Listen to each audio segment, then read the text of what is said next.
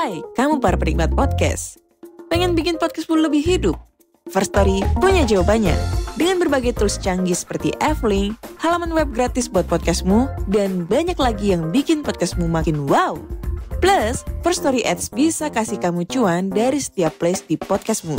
Gak ragu lagi, yuk join di firststory.me. Sekali lagi, klik di firststory.me dan jadi bagian dari revolusi podcast di Indonesia.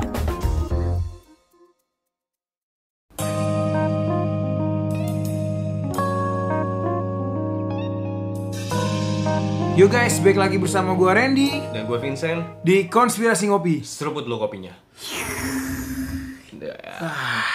Coblos ya. Halo guys. Gimana guys? What's up? Enggak. Gila-gila, nih kabarnya nih pencinta piramid Padang ya. Piramid Padang. Apa itu namanya? Gunung Padang. Piramid Padang. Itu rumah makan Padang. Waduh. Pencinta nasi Padang pada makan di Payakumbuh. Restorannya Arif Muhammad. Ya. Masuk Pak Arif Muhammad, Iya. denger kita podcast UMKM. Atau pagi sore mungkin masuk. Pagi sore masuk sore, bisa. Silakan ya kan. Pokoknya yang berbau masakan Padang lah ya. Bisa. Karena kita kemarin sudah ngebahas Gunung Padang. Nggak nyambung model ya? Gak nih, kali ini gue disponsori oleh ini nih, Granita. Makanya kopinya tadi kan lu denger kan bunyinya. Siap, benar. Gue coblos dulu men. Iya, Granita. Ini Granita ini kopi ini bre.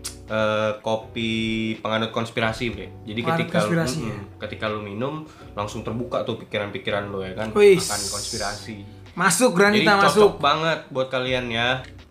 Bre, gila selama seminggu ini hasil dari podcast kita kemarin luar biasa ya. Luar biasa. Meskipun zero money kita dapat bro.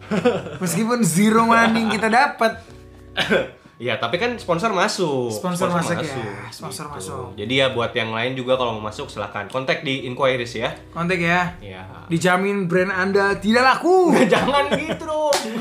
Pasti laku. Apalagi kan pendengar kita banyak, Bre. Benar. Per hari itu sekitar 200-an lah ya. 200-an. Itu sekitar 200 berarti kalau dikali seminggu 1000 pendengar lah ya. Ya 1400 lah. Ya 1000 sampai 1400 lah. Ya lumayan lah. Lumayan. Ya kita open banget ya buat teman-teman atau sponsor atau ya brand-brand gitu ya. Brand-brand. Misalnya teman-teman punya brand baju. Boleh. Brand celana dalam silakan gitu ya. Silakan. Yang penting kontak dulu aja. Iya enggak? Yoi. Gitu teman-teman. Jadi feedback selama 1 minggu belakangan ini yang kita dapat dari episode-episode kita nih men. Yes. Tuh menurut gue sungguh out of the box sih. Luar biasa. Iya. Out of the box ya. Dan banyak pikiran-pikiran teman-teman yang ternyata ya out of the box gitu, nggak disangka-sangka ternyata bisa berpikir seperti itu. Wow gitu loh. Liar juga ternyata pendengar-pendengar konspirasi. Dan gue yakin ya gue rasa even kita kan sebagai yang membawakan informasi belum tentu seliar itu gitu loh pikirannya gitu. Ternyata mereka juga bisa lebih liar lagi gitu loh untuk teman-teman ngopi ini gitu. Yang salah satunya teman kita di sini ya di platform Noise Budi 30, dia bilang kalau plot twistnya gini kata dia. Kita itu yang Yajuj Majuj. Gimana? Ciri-cirinya sama soalnya. Ya iya juga ya pas gue pikir-pikir. Iya juga gitu, misalnya gimana kalau misalnya kita yang manusia yang tinggal di bumi sekarang ini adalah Yajuj Majuj gitu loh. Plot twist gitu. 2 kata untuk Budi 30 ya. Anda tersesat. Pulang lagi, kejauhan itu udah kejauhan bre.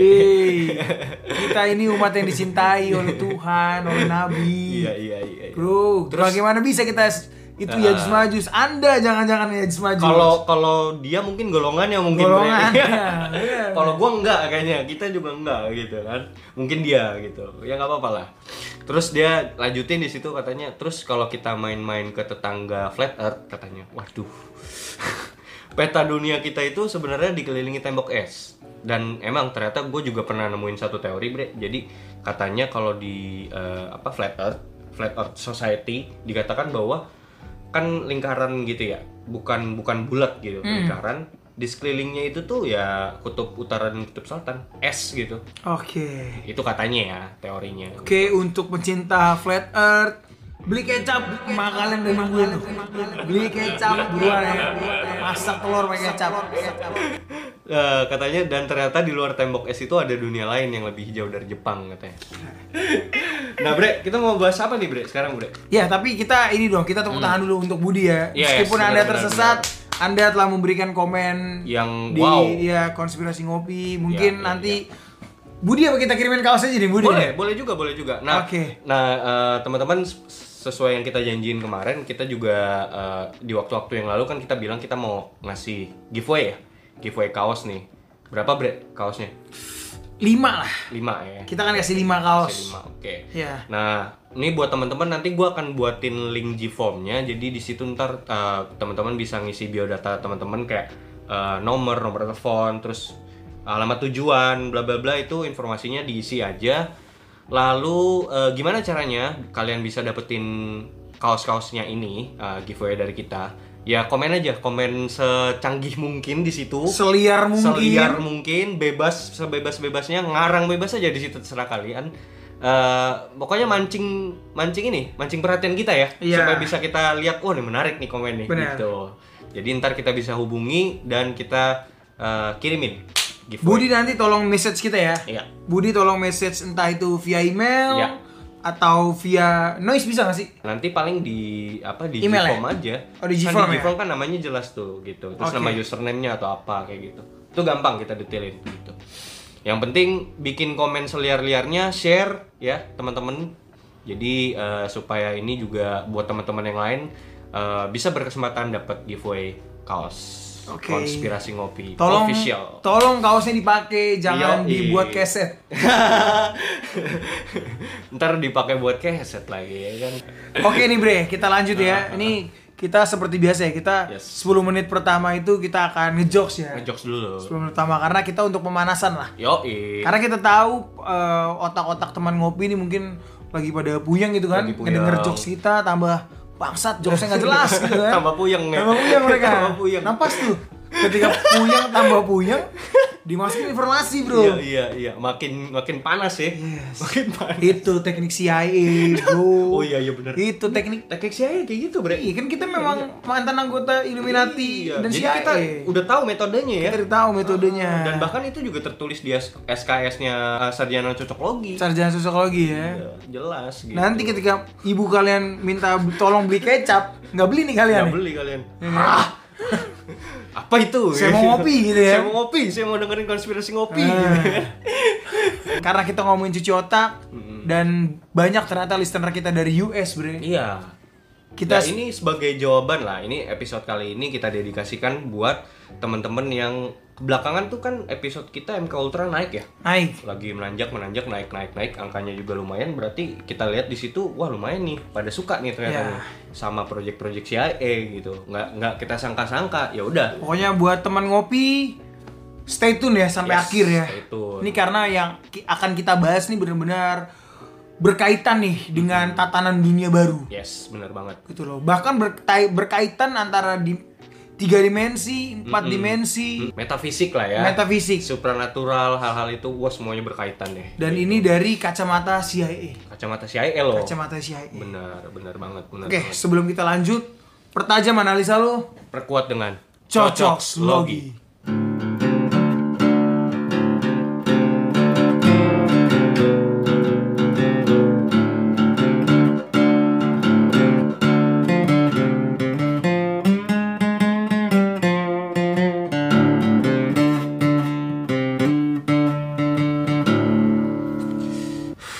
Oke bro Finks. Yes. Kali ini kita akan mau ngebahas salah satu project dari CIA. Yes. Project ini bernama apa? Project Stargate. Stargate. Iya. Nah ini gue mau salam dulu nih sama bapak-bapak CIA yang lagi denger ini sekarang ya kan. Gue ingin mengucapkan selamat bekerja Pak. I love you Pak. I love you so much. Bapak CIA. Tetap semangat. Tetap semangat Pak. Tetap semangat. Bekerjanya yang rajin ya Pak ya. Kita dukung Anda untuk mencuci otak dunia. Iya. Oke. Kita lanjut dedikasikan khusus ya buat bapak-bapak saya yang lagi mendengar ini, mungkin lagi kerja sekarang kan, lagi ngetik gitu kan, dengerin konspirasi ngopi makin puyeng dia.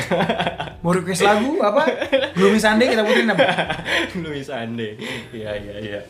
Jadi Project Stargate nih Bre, ini sebenarnya salah satu top secret US military unit. Top secret ya? Iya, top secret. Sebelumnya dulu. Kalau sekarang tuh udah jadi declassified dokumennya di halaman resminya DIA, Defense Intelligence Agency, sama CIA itu udah declassified. Artinya udah bisa dibaca untuk publik. Udah dipublish untuk udah publik dipublish, ya. gitu. Okay. Kalau di tahun 70 tuh dulu mungkin memang masih top secret karena masih dijalankan kan proyeknya gitu. Oke. Kalau dari bahasa Indonesia sendiri Stargate ini kan berarti gerbang bintang ya? Iya, gerbang bintang. Gerbang bintang. Ini maksudnya apa nih, Bre? Lu bisa jelasin gak nih? Sebenarnya nggak ada penjelasan resmi ya dari CIA. Ini cuman kode nama aja sih, cuman code name doang gitu dari CIA.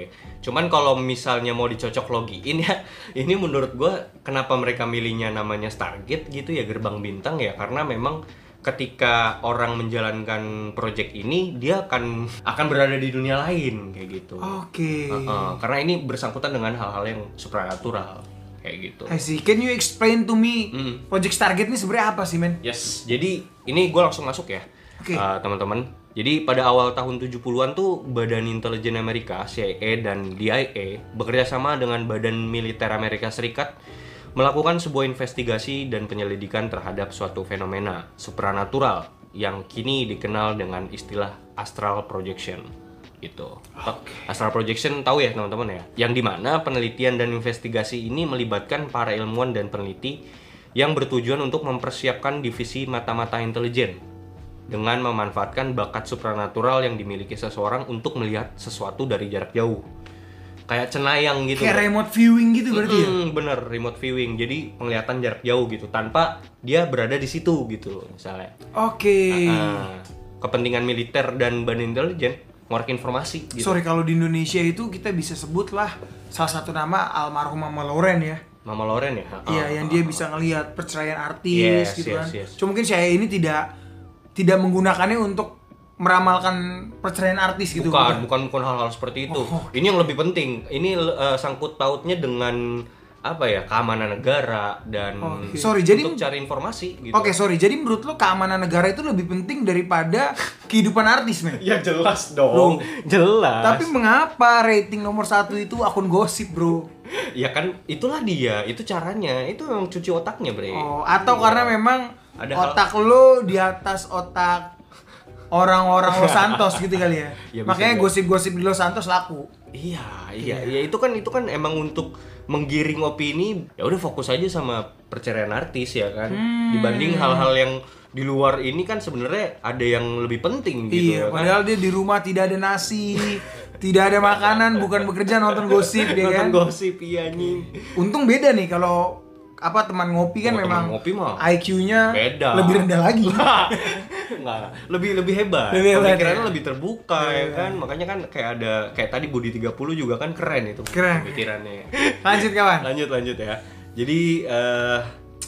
Jadi ini pun ya dokumennya ini bisa kalian temukan mungkin nanti linknya gue taruh di bawah. Dokumen resminya ada di halaman resminya DIA dan dokumen resminya juga bisa ditemukan di arsip resmi CIA. Nah, ini gue mau ngambil dari arsip dokumen resmi websitenya Federation of American Scientists yang dikeluarkan pada tahun 2005. Ntar linknya gue taruh juga. Jadi dikatakan bahwa remote viewing ini adalah suatu istilah dalam bahasa Inggris yang menjelaskan tentang suatu program atau praktik untuk melihat dan menganalisa suatu subjek maupun objek baik yang terlihat ataupun yang tak terlihat dari sudut pandang seseorang dengan tanda kutip mata batin atau indera keenam orang tersebut, yang lalu dilaporkan ke dalam bentuk wawancara atau tulisan. Gitu. Nah, kalau dalam bahasa Indonesianya remote viewing ini secara harafiah bisa diartikan sebagai penglihatan jarak jauh. Jadi ngelihat sesuatu dari jarak jauh dan tidak berada di tempat itu gitu. Terus dikatakan bahwa CIA mendapat sejumlah laporan. Ini sejarahnya dulu kenapa mereka tuh bisa mendeploykan program ini. CIA itu dapat laporan, Bre. Jadi ada sejumlah kasus fenomena supranatural antara tahun 1969 sampai 1971. Nah, dari salah satu laporan itu dan hasil penyelidikan sumber intelijen menyimpulkan bahwa ketika itu Uni Soviet terlibat dalam penelitian psikotronik gitu. Penelitian ini menurut informasi intelijen kala itu dilaporkan sejak tahun 1970 Soviet menghabiskan sekitar 60 juta rubel per tahun dan 300 juta rubel secara khusus pada tahun 1975 untuk penelitian psikotronik ini. Wow. Jadi ada informasi yang beredar lah di kalangan CIA ketika itu, ya mereka kan emang kerjaannya kan spying on people kan dan negara-negara lain gitu kan, cari tahu tentang apa yang terjadi gitu. Dan dapat nih informasi bahwa ada informasi ini dikatakan 300 juta rubel tuh habis sama Soviet buat hal-hal yang supernatural atau psikotronik ini, penelitian tentang itu kayak gitu. Nah, atas dasar itulah Badan Intelijen CIA itu langsung merespon laporan tersebut dengan serius, Bre. Dan menginisiasi untuk dibentuknya program remote viewing juga pada tahun 1972. Dan merupakan awal dari riset penelitian remote viewing gitu. Oke. Iya. Berarti a lot of money ya. Lot of money, Bre. 300 juta tuh pada saat itu, Rubel. bukan 300 juta rupiah ya, 300 juta rubel pada Rubel. saat itu. Wah, itu Iya. a lot of amount of money, man. Iya. Dan digunakan untuk hal yang kayak gini gitu Iya. Gitu. Dan gokilnya lagi dianggap serius sama CIA. Iya, gitu. memang maksud gua untung di Indonesia itu kita punya trianomali ya. Yang memang bisa tanpa tanpa research uang besar gitu. Dan Mereka bisa memang udah melakukan hal terlatih itu, ya ya. kan? Bisa melakukan. Iya, maksud gue CIA ngapain sampai buang-buang bukan CIA dan KGB gitu, Bener. buang-buang duit gitu sebanyak itu untuk melakukan ini. Di Indonesia banyak. Di Indonesia gitu. itu banyak benar-benar. Itu Dan disebutnya tanpa indigo. Iya, Indigo, dan tanpa uang sebanyak itu gitu kan bisa mengungkap hal-hal yang kayak gini gitu. Makanya Pak CIA main ke sini gitu ya kan. Makanya Bapak TNI yang terhormat rekrut trianomali, Pak. Iyalah. Ya, Iya. Itu kan jadi hal positif, Bre. Benar. Iya kan, maksudnya ini ada yang lebih penting gitu kan. Benar. Iya. Deddy Corbuzier kan udah direkrut kan? Oh iya.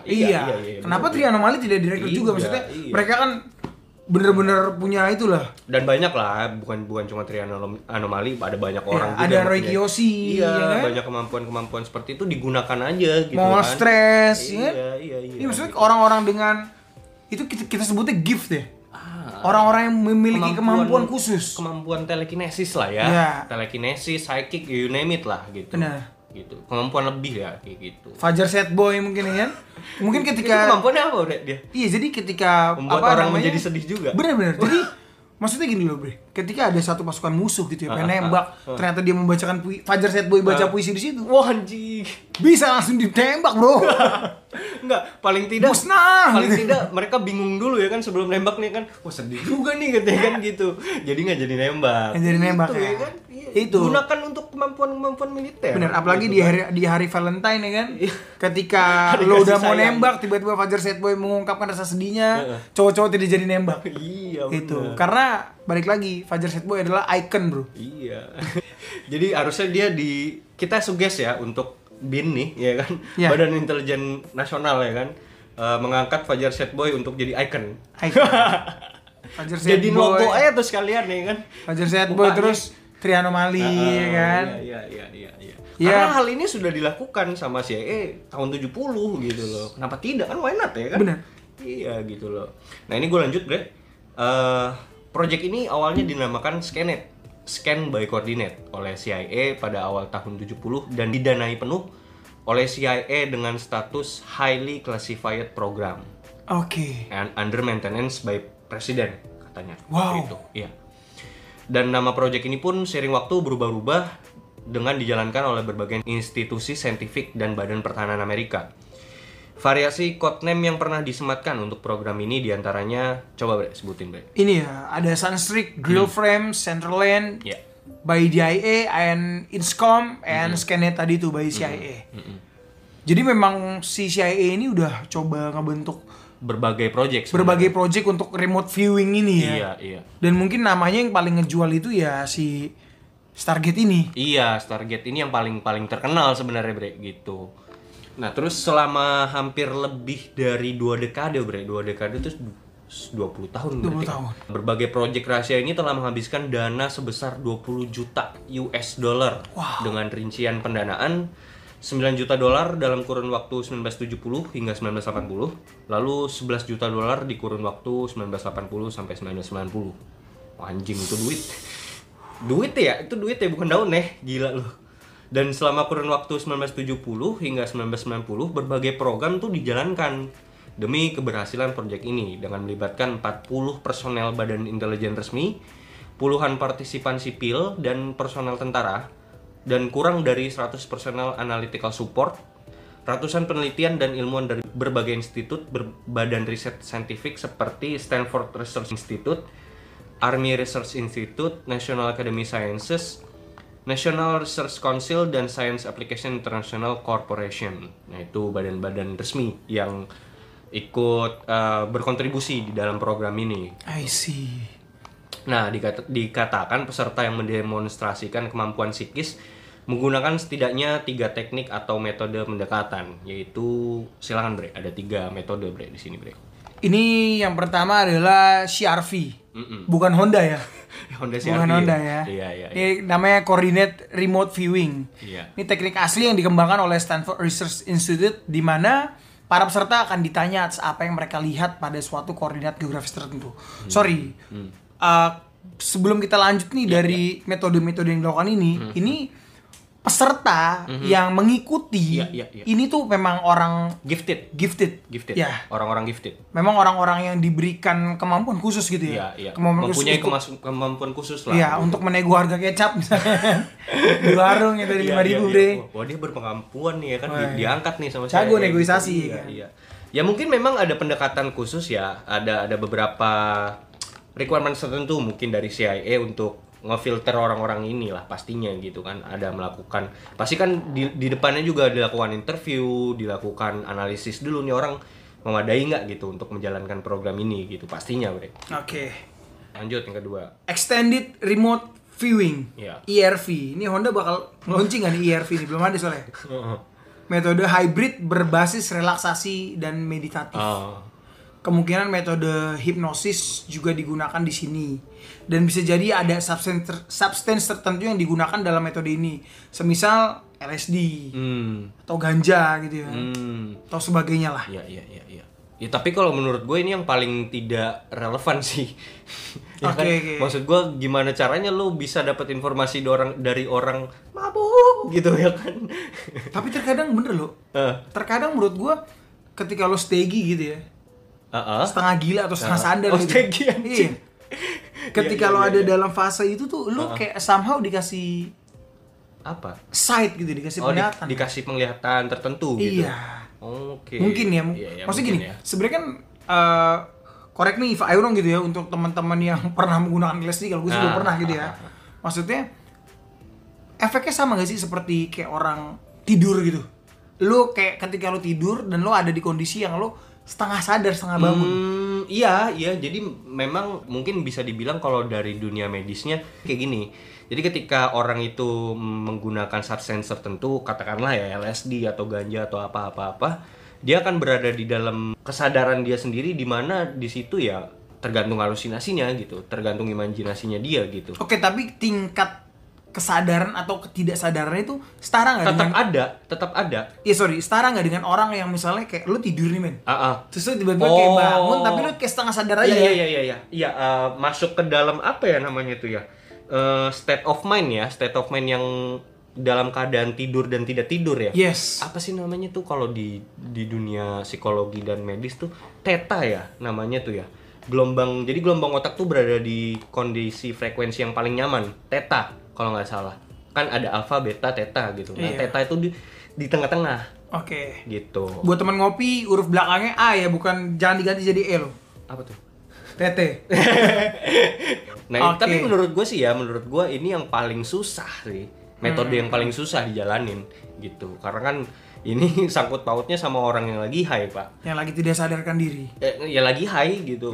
Dengan substance tertentu ya. Beda kalau misalnya tidak sadarkan dirinya dengan teknologi apa, tapi kan kalau ini jatuhnya akan bias nih informasinya nih.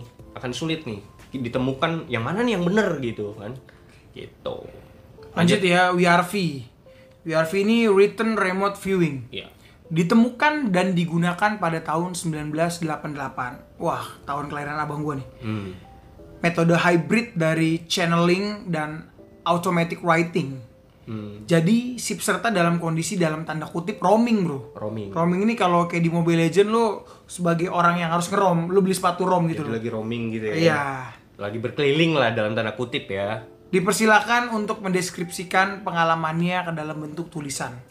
Tapi kemudian ditemukan metode ini adalah yang paling tidak efektif. Oh gitu. Malah ini yang nggak paling efektif. Yes. Oh, gitu. Makanya yang di launching sama Honda CR-V kan. Oh iya sih. Karena memang dia sih paling efektif. Jadi pada akhirnya emang sebenarnya yang ini ya, CR-V ini yang paling efektif gitu. CR-V. Jadi ketika orangnya lagi roaming dalam tanda kutip astralnya, itu di interview, diwawancara gitu.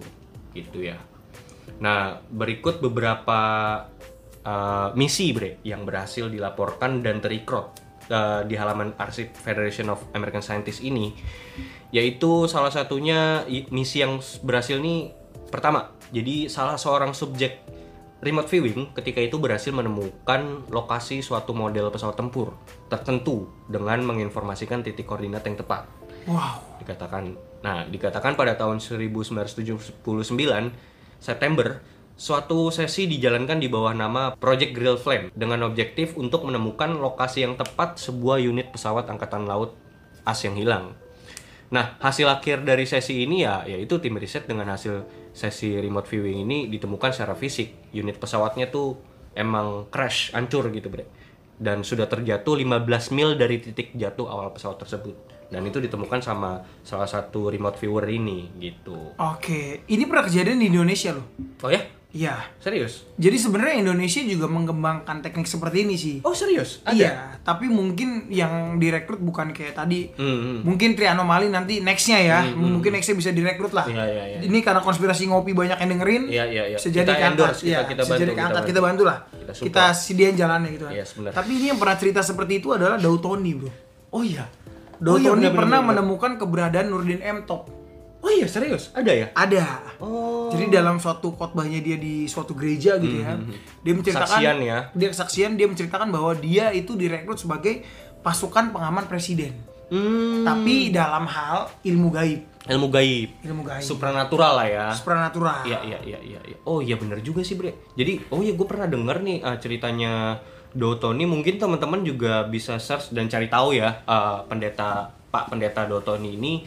Memang sebenarnya kalau hal ini pun sebenarnya juga udah teraplikasikan ya di Indonesia ya, gitu. Udah dijalankan bahkan di pemerintahannya Pak Susilo Bambang Yudhoyono gitu. Yes. Even ada 2 orang, Be. Jadi yang pertama ini Dautoni itu dipilih sama Bu Ani di almarhumah Bu Ani. Ya, jadi tim khusus, detasmen khusus untuk hal-hal spiritual gitu loh, untuk menangkal hal-hal spiritual kayak gitu. Yes. Dan supranatural. Ada 2 orang, itu yang pertama Dautoni sama satu lagi tuh Pariaji, Pak Pendeta Pariaji.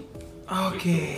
Gitu. Jadi memang beliau juga, kedua orang ini juga kalau misalnya kesaksian atau di interview tuh banyak memang pernah ngomong secara langsung, memang mereka mengakui gitu bahwa mereka tuh dipilih sama jenderal yang waktu itu ada di pemerintahan SBY, lupa gue namanya siapa, ditunjuk untuk jadi pelindung supranaturalnya presiden dalam tanda kutip. Gitu. Jadi ternyata memang kita udah pernah jalanin gitu. Dan itu infonya Dautoni dalam khotbahnya. Dia bilang bahwa dia berhasil menemukan keberadaan Nurdin M. Top. Jadi pada saat itu kan disergap oleh Densus 88 dan ketangkap. Dan itu infonya adalah berkat penglihatannya si Dautoni. Gua nggak tahu dia pakai metode apa gitu. Iya, CR-V, ERV atau WRV. Iya. We don't know lah. Iya. Tapi mungkin memang kalau yang metode ini kan yang dikembangkan sama CIA kan. Dan ini kan sifatnya textbook gitu. Belum tentu bisa diaplikasikan sama orang-orang yang gifted lain gitu, Bre. Jadi ya gue rasa Dautoni lebih berpengalaman sih kalau gue bilang ya, maksud gue. Dan even gue juga pernah denger di salah satu konten ya, Dautoni katanya pernah ngabisin siapa namanya tuh? Saibaba. Iya, jadi katanya ada ceritanya tuh dukun Saibaba ini ya dari India, dia mau mengancam keamanan presiden lah intinya kayak gitu, tapi berhasil ditanggulangi lah sama Dautoni. Ini gitu. Dan wow, gue nggak bisa hats off untuk Pak Dautoni ya. Iya. Dan gue nggak bisa berkomentar atau apapun ya, karena itu emang terjadi fakta gitu loh. Benar. Gitu. Gokil. Gokil. Next. Lanjut Bre. Lanjut ya. Next, salah satu kasus yang terbukti berhasil pada tahun 1995 itu beberapa program ini telah melakukan ratusan proyek pengumpulan informasi intelijen melibatkan ribuan sesi pengalaman jarak jauh remote viewing. Nah, beberapa keberhasilannya ketika itu Joe McMoneagle, seorang pensiunan personel intelijen proyek khusus untuk SSPD yang meninggalkan proyek Stargate pada tahun 1984 dengan membawa piagam penghargaan dari militer Legion of Merit Award karena memberikan informasi spesifik tentang 150 figur target operasi militer. Jadi mungkin kayak dijelasin satu persatu hobinya orang ini apa, ininya apa, kayak gitu mungkin, Bre. Bener. Nah, itu kan informasi yang sangat penting buat badan intelijen, Bre. Pastilah. Iya, buat operasi militernya gitu bisa berjalan lancar, itu pasti gitu.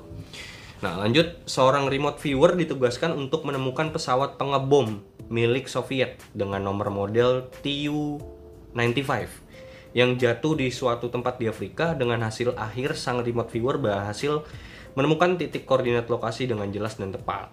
Gitu. Lanjut, Bre. Pada September 1979, staf Dewan Keamanan Nasional menegaskan untuk memata-matai spesifikasi kapal selam Soviet yang sedang dibangun, dan remote viewer berhasil mendapatkan informasi spesifik tentang kapal selam itu. Dilaporkan bahwa kapal selam baru ini berukuran sangat besar dengan 18 sampai 20 tabung peluncuran rudal dan area datar yang luas di ujung belakang yang akan diluncurkan dalam 100 hari. 2 kapal selam, satu dengan 24 tabung peluncuran dan yang lainnya dengan 20 tabung peluncuran, dan dek datar yang besar dilaporkan terlihat dalam 120 hari. I see. Wow, jadi ini dia juga ngebocorin spek ini ya, kapal selam Rusia ya waktu itu. Ini jadi informasi penting nih. Benar. Buat Dewan Keamanan Nasional gitu. Lanjut ya. Salah satu assignment remote viewing berhasil menemukan lokasi seorang perwira militer Amerika, B.G. James L. Dozier, yang telah diculik oleh Brigade Merah Italia pada tahun 1981. Dia berhasil dibebaskan oleh polisi Italia setelah 42 hari berkat informasi yang berhasil digali dari sisi remote viewing tersebut. I see. Nah, ini menurut gua nih sebenarnya juga remote viewing juga penting, Bre. Bisa juga nih diaplikasikan di negara Los Santos maksud gua. Los Santos ya. Iya, untuk menemukan apa tau nggak? Menemukan mahasiswa yang hilang. Wak. Los Santos, maksud gue Los Santos ya. Ini mahasiswa Los Santos maksud gue. Saya tidak bisa berkata apa-apa. Tapi supaya itu bisa ya, itu bisa iya. coba digunakan. Ini maksud gue gini, mahasiswa di Los Santos waktu itu kan demo gitu kan, terus tiba-tiba hilang. Bener-bener, menemukan tapi di Los Santos. Kalau emang mereka lagi mau main GTA. Iya. Lanjut. Oke. Aman ya tadi ya? Aman. Lanjut. Dilaporkan seorang remote viewer melihat bahwa seorang kolonel Badan Intelijen Rusia KGB berhasil ditangkap di Afrika Selatan, dan setelah diinvestigasi terbukti menyelundupkan informasi menggunakan kalkulator saku yang berisi perangkat komunikasi. I see. Iya. Memang banyak ya orang-orang gifted kayak gini ya. Ini gue setelah gue membaca ini gitu ya, gue tuh jadi tahu bahwa ternyata memang penglihatan supranatural itu penting sebenarnya, apalagi psychic ya. Iya, apalagi dalam perang gitu ya. Dalam perang. Karena menurut gue juga di dalam perang ya, apapun gitu ya, kita harus meluncurkan serangan dan defense, bahkan berbagai kegiatan yang bisa menanggulangi itu gitu loh intinya. Apalagi untuk badan intelijen gitu, sekelas badan intelijen tuh harus bisa memprediksi gitu loh apa aja threat atau ancaman yang akan terjadi gitu sama kepala negaranya atau negaranya gitu sih. Karena cerita ini tuh mengingatkan gua dengan cerita Three-Eyed Raven. Three-Eyed Raven itu dari Game of Thrones ya. Dari Game of Thrones itu dimana Bran the Broken itu dia bisa melihat orang lagi ngewe, orang lagi apa, semua bisa kelihatan oleh Three-Eyed Raven ini. Oh, itu dia apa? Semacam spiritual juga? Semacam spiritual. Jadi dia bisa melihat gitu loh, yang orang lain tidak bisa melihat gitu. Entitinya gagak gitu. Gagak. Dia bisa melihat kayak gini, bisa remote viewing gitu. Iya, jadi dia secara pribadi itu si Bran the Broken ini dia bisa masuk ke dalam tubuh Gagak. Dan Gagaknya itu pada terbang, ngelihat segala macem, bahkan dia bisa ngelihat ke masa lalu. Oh, gitu loh. Kemampuan itu ya. Kemampuan ini. Iya. Ya, jadi menurut gue sih memang cukup ada gunanya sih. Karena terbukti kan ada beberapa case juga berhasil gitu loh. Berhasil, dari CIA dan DIA menjalankan ini. Dan gila duitnya Pak yang gak nahan. Gitu, gila. Cuma mungkin gini ya, kenapa proyek ini tidak dilanjutkan? Oh, emang gak dilanjutin ya pada akhirnya? Tidak dilanjutkan. Iya sih, berhenti tahun 95 ini. 95. Nah, itu mungkin karena ini ya, karena trials and error-nya tuh banyak gitu. Iya. Jadi, ini ada 7 case yang memang berhasil dipecahkan, tapi mungkin ada ribuan lainnya yang gagal dan merugikan. Benar. Kan gitu jatuhnya kan kita kan ngelihatnya tuh mungkin kalau dari badan intelijen kan ngelihatnya juga dari sisi pengeluaran dan pemasukan dong. Benar. Harus sesuai dong. Gua ngeluarin duit segini nih, ya harus sesuai dengan input yang kita dapat gitu loh. Yes. Cuman ternyata memang ketika itu petinggi-petinggi CIA mungkin ya melihat bahwa ya input yang kita dapatkan tidak sesuai gitu loh. Yeah. Tidak sesuai dengan apa yang udah kita keluarin, nggak bisa berpegang teguh gitu aja gitu loh bro. Maksud gua ini kan bukan gosip tentang perceraian artis gitu kan. Yang bisa diprediksi. Iya. Memang sudah bisa diprediksi perceraian artis-artis. Memang sudah bisa diprediksi kan. Sudah bisa diprediksi oleh Jaya. Iya. Ya kalau ini kan emang ini hidup orang Pak. Maksudnya ini keamanan negara loh. Mungkin dilihat dari sisi itu yang nggak bisa lah kita berpegang teguh sama sesuatu yang tidak pasti. Tidak pasti. Uncertain kayak gitu ya. Mungkin makanya dihentikan programnya pada tahun 95. Gue perkuat ya. Tapi dari ke-7 case ini, itu tuh case yang besar ya. Yang which is ketika lo bilang A dan memang terjadi A itu kayak menurut gue luar biasa sih. Nah, pertanyaannya adalah gini, atau mungkin reasonnya adalah gini, kenapa sih dari segitu banyak percobaan hanya 7 case besar yang berhasil gitu ya? Bisa jadi ini tuh kalau ibarat One Piece ini tuh pakai haki bro. Jadi misalnya gue punya haki ya, haki gue bisa membaca masa depan gitu ya. Tapi ternyata lawan gue juga bisa baca masa depan nih. Jadi saling ngebaca masa depan brother. Oh iya ya, saling versus ya. Saling versus. Ya kan dibilang juga kayak JB juga lagi ngembangin. Ini kuat-kuatan aja nih yang mana itu kan, yang jadi mana misalnya jago-jagoan kan. Misalnya gue melihat Rusia nyerang 100 hari lagi nih. Tiba-tiba si orang Rusia bilang, kita ketahuan kalau kita nyerang 100 hari lagi. Mundurin 120. Oke. Ya itu kan kalau itu prediksi ke masa depan ya. Cuman kalau yang remote viewing yang dimaksud di sini tuh dalam waktu sekarang, Bre, gitu. Tapi dia bisa melihat ke depan. Oh ya? Ada beberapa juga ya? Di nomor 5 dong. Coba mana? Oke. Gini, Bre. Kalau yang ini tuh jadi spesifikasi kapal selam Soviet yang lagi dikembangkan sekarang itu, gitu. Ya mungkin bisa. Iya, tiba-tiba kan tapi 100 hari lagi ada tuh. Iya. Muncul. Sih, iya. Itu kan berarti ke masa depan dia, men. Iya, mungkin bisa jadi. Tapi kalau yang banyak dilakukan sama CIA ini juga memang kebanyakan di masa yang sekarang, Bre. Jadi di waktu saat ini, di saat ini juga gitu. Orang itu akan melihat sesuatu di tempat lain tapi dalam waktu yang sama. Ya mungkin juga bisa. Let's say misalnya saat ini lo melihat ada burung gagak gitu ya. Yes. Ada burung gagak kiriman dari teman kita Fajar misalnya. Dan lo akan menembak burung gagak itu. Yes. Tapi Fajar juga melihat, Vincent udah nyiapin senapan nih. Mundur burung gagak. Dan dia akan mundur gitu loh. Dan bisa gue bilang semuanya itu adalah spiritual warfare, Bre.